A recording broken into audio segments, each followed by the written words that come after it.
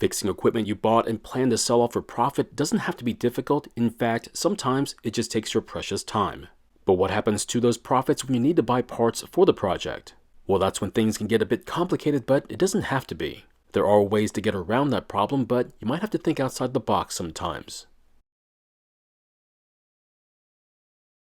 In today's video, we're going to be taking a second look at this Toro string trimmer. And the problem is that the previous owner told me that they couldn't get it started. And after that, they chose to put it up for sale, thinking it was only good for parts. Of course, they could be right about it. However, I would like to take a good look at it before agreeing with them. The very first task we did with it was to get it cleaned up. That way we can get a better idea of its condition.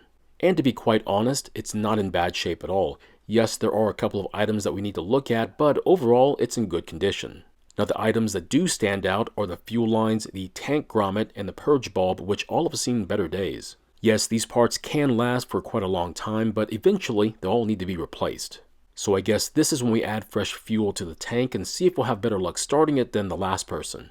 At least we can see the fuel filter is still connected to the fuel line, because if it wasn't, we would need to inspect the carb. The reason why is because, believe it or not, there's a small amount of debris in the fuel. I learned this the hard way many years ago when I decided not to use a fuel filter in a weed eater and clogged the inlet screen with debris.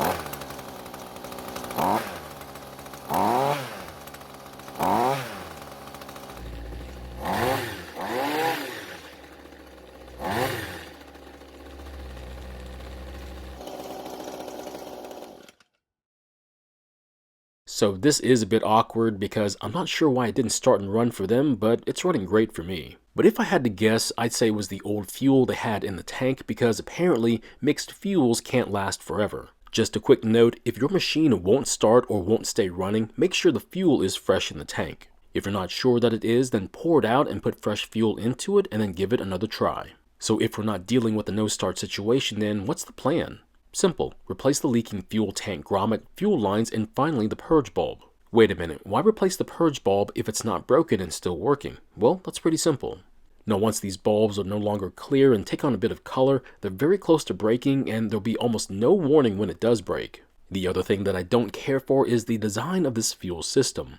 The purge bulb is remote, meaning it's not part of the carb, but off by itself. This makes the fuel line routing a bit more complicated and could confuse some consumers, because I know it did for me. As I was pulling the filter base away from the carb, the short fuel line came loose from it. And if you didn't catch what happened to it, it could be confusing when you try to put it back on. So just to recap how the routing goes, the short port connects to the carb with a short fuel line, while the return fuel line that goes to the fuel tank will connect to the longer port.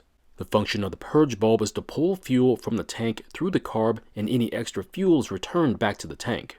This should also eliminate any air that's in the fuel line between the fuel filter and the carb. But once the engine is running, fuel will not travel past the carb like it was before. Instead, it'll just make its way into the engine. So this is a very unique looking fuel filter, and it's the first and only one I've ever seen like this one. I kind of wish I would have kept it and just used a new one instead.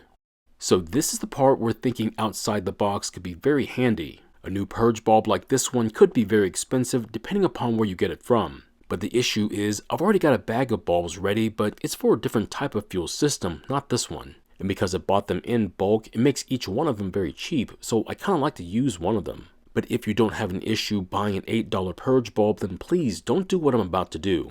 So what am I going to do then? Well, I'm going to take apart the old bulb and replace just the bulb.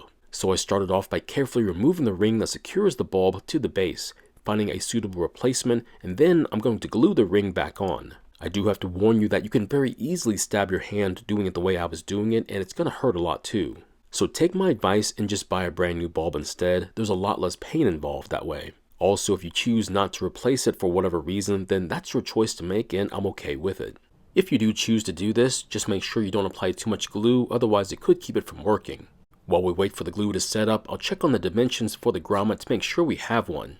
It's fairly large, but I do believe I have one that'll work for it. And luckily for us, the remaining glue is already set up, which means we can release the clamp and see how it turned out. And it looks like our gamble paid off. It's holding together and working just like it should. So to make our job of installing the grommet just a bit easier, I'm going to take the fuel tank off, but you don't need to. So here are the grommets that I have that should fit this rather large opening. The grommet should be just a little bit larger than the opening, that way it'll seal tight and not allow any fuel to leak past. You might also need to use some kind of lubricant to help get the grommet installed. Just be extremely careful if you choose to use tools to help install the grommet because it could damage it. Now the fuel line that I'm going to use is 3/16 of an inch outside diameter, but you might have to use a different size depending upon how big the openings are. And after installing the original fuel filter on the longer fuel line, we'll then make sure it can reach the far side of the tank. Once that's done, we'll do the same for the return line, except this time we'll leave the fuel line at least an inch long. This will help to keep the fuel line from coming loose over time.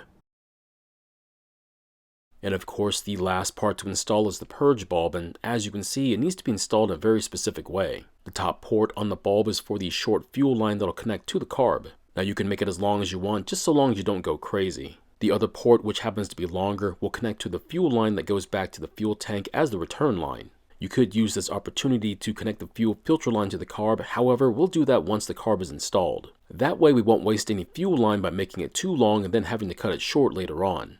And once the fuel filter line's been connected to the carb, we'll put some fuel into the tank and do a flow test. So when pressing on the bulb, fuel will come up the filter line, enter the carb, then leave to go to the bulb, fill the bulb, and then go back to the tank.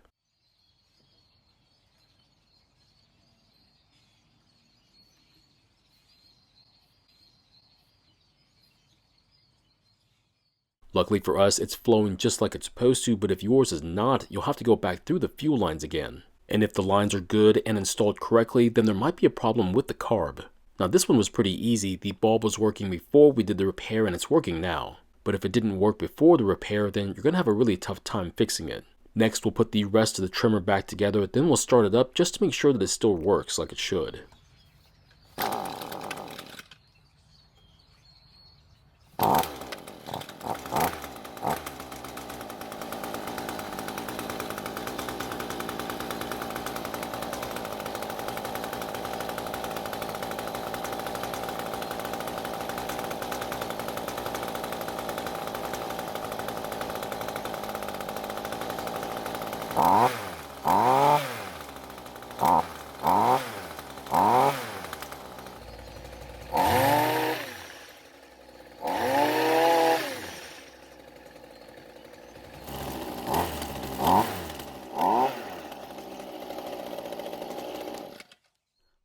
Well, it's still working great just like before, but this time it's ready for the season and hopefully several seasons afterwards. So I'm pretty sure that I will be selling this one, but I'd have no problems keeping it for my own personal use either. It is fairly light and really easy to use, and to me, those aspects are important, but yours might be different. And just as a side note, keeping fuel in your machine and storage is fine by me. But if you forget about the machine for a really long time, that fuel could damage your fuel system. And that's the reason why I choose to empty my fuel system, because I know I'll forget about it at some point and don't want to have to deal with this mess. So my question is, would you even try to attempt to modify the purge bulb just like I did? Or would you just be smart about it and buy a brand new bulb instead? Thank you for watching. I really do appreciate your time here. Please feel free to ask me any questions about this project or about your own projects, and I hope to see you in the next video.